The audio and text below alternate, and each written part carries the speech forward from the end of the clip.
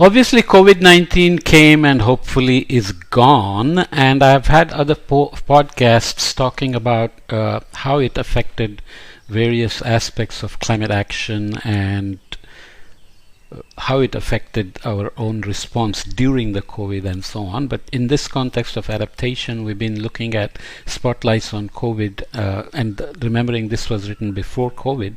It's interesting to read through this because we can see what materialized based on what was being suggested here and what lessons we should have learned, could have learned, whatever. I myself didn't read the report before. So, developing a stimulus and recovery package that builds resilience, we have read this already a little bit, to accelerate recovery once the COVID-19 health emergency is under control. Many governments are planning to introduce massive stimulus packages to help restart the economy. Governments can improve these packages by considering not only short-term needs for jobs and economic activity, but also actions to boost the potential resilience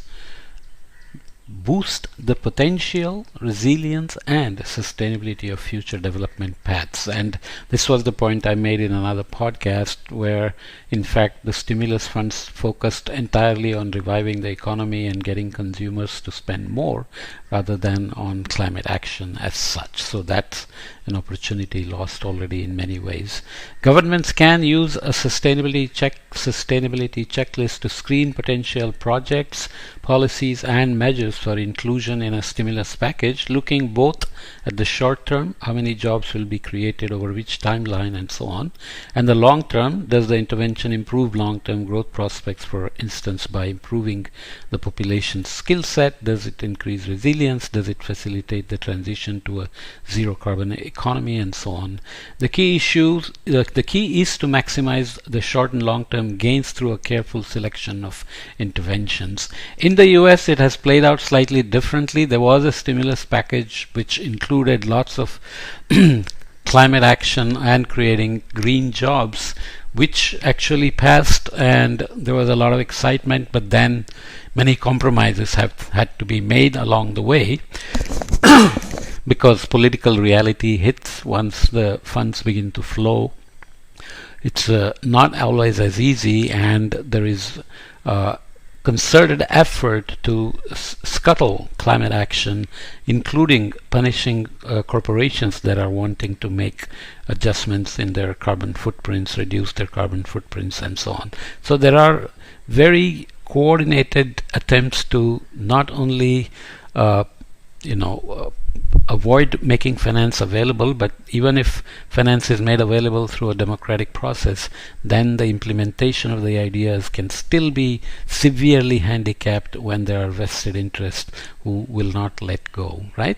If stimulus packages simply get countries to where they were before the pandemic, they will face the same problems tomorrow that they had faced yesterday, with low productivity, high pollution, and lock-in of carbon-intensive economic structures, which is already the case in many ways. The pollution or emissions dropped by almost 7%, I think, and then they have caught back up by now. The most efficient stimulus packages will be the ones that are designed to create many jobs and support economic activity over the short term, but also get economies on track for rapid sustainable growth. As well as using the spending to make their countries 21st century ready by investing in skills, governments can invest in building modern, resilient, zero-carbon infrastructure systems and a healthy environment. This spotlight demonstrates how the governments can transform sustainability checklist into a screening, scoring and prioritization tool using Fiji's climate vulnerability assessment resilience enhancing plan as an example. Fiji's starting point was the list of 124 interventions identified as a part of CVA, climate vulnerability assessment. This list was created through an in-depth multi-sectoral collaboration between the government of Fiji and the World Bank based on an assessment of the threat that climate change and natural disasters create for Fiji's own development goals, as stated in its National Development Plan. Although the list includes some pure adaptation or disaster risk reduction interventions, such as building dikes, most of the measures and interventions combine development and resilience building objectives as well. Indeed, the CVA plan was designed to support the achievement of the country's 5 and 20-year national development plans despite disaster and climate risks. So it's a kind of a good example of how things can and should go. So not all measures listed in the CVA plan are useful stimulus actions. For example, creating drought management plans is essential to minimize future economic costs for climate change, but it's not likely to create many jobs. Job creation is a political promise that always wins elections, and it's very important as well for people. That's why they vote for those. To select the right set of interventions for the short term, governments need to look at many dimensions as suggested in the sustainability checklist of the Fiji plan. Assessment methodology: to identify interventions that should be included in a stimulus package, each of the criteria listed in the sustainability checklist was applied to each intervention with a score given based on expected performance using simple classification to categorize performance. So here, what are the assessment methodology? One, for good. For example, this measure generates short-term jobs. 0 for no relevant or requires more information, and -1 for bad. For example, this measure does not generate short-term jobs. Performance index, that's a simple traffic light kind of green, orange, red kind of metric. To transform the 35 scores of the full checklist into a small set of priority interventions, the first step was removing any interventions that failed to achieve short-term objectives or were likely to create significant issues over the long term. Next, using a do-no-harm approach, any interventions that received a score of -1 for the following dimensions were also removed. Short-term job creation: does the measure create new jobs in the short term? Do the new jobs make use of skills that already exist in the local population? So switching jobs or retraining can build on what already exists, which accelerates the training process and re-employment as well. Can the intervention create jobs in 12 months after the decision is made, including intervention design, consultation process, budget mobilization, and procurement? Right? This is always critical for people to not think they are never going to get anything. Long-term financial sustainability: is the risk for local and national debt sustainability manageable? Are induced costs, for example, for maintaining or operating a new asset, manageable? Irreversible environmental impacts or lock-in to risky or carbon-intensive patterns, something we have to watch out for post-COVID, which already we have failed in many ways. Can the intervention be designed to prevent irreversible environmental or cultural losses such as increased deforestation, developing on wetlands, or damage to cultural heritage sites? Has it been screened for exposure and vulnerability to disaster and climate risk, considering future changes in climate conditions? Can it prevent magnifying or creating new lock-in to carbon or energy-intensive development patterns?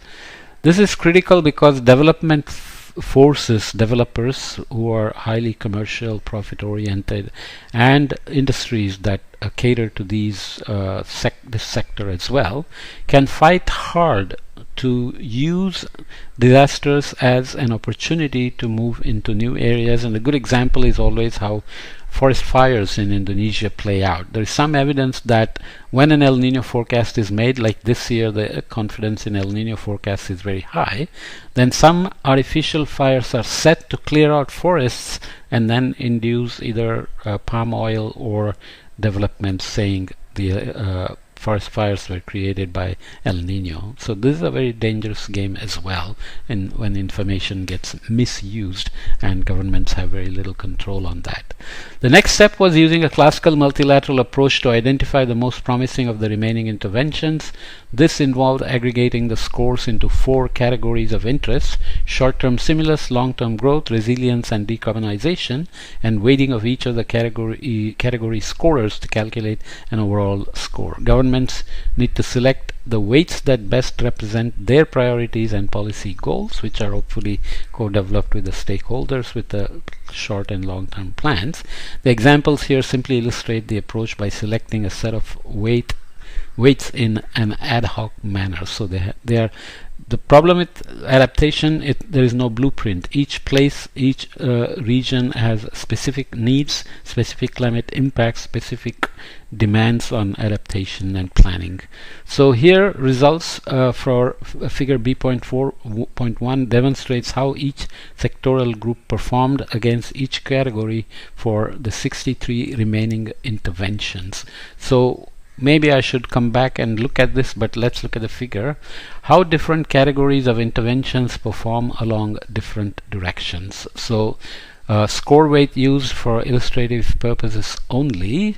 So ST is 1, L short-term, long-term, residual D. So here short-term, long-term, resilience and decarbonization. Sorry. So housing and land use, you can see that resilience is a big factor here, but this decarbonization is not. So hazard management, transport, water, energy, health and education, environment, agriculture, fisheries, social protection all have resilience score that's good, but you can see only energy has a notable decarbonization score as well. Okay, so let's come back and wrap up this section in the next podcast. Okay, I've arranged these cut and paste things in a way that is hopefully not making you lose continuity, but keep the report on hand as you listen to this and it'll make more sense. Okay, see you in the next podcast.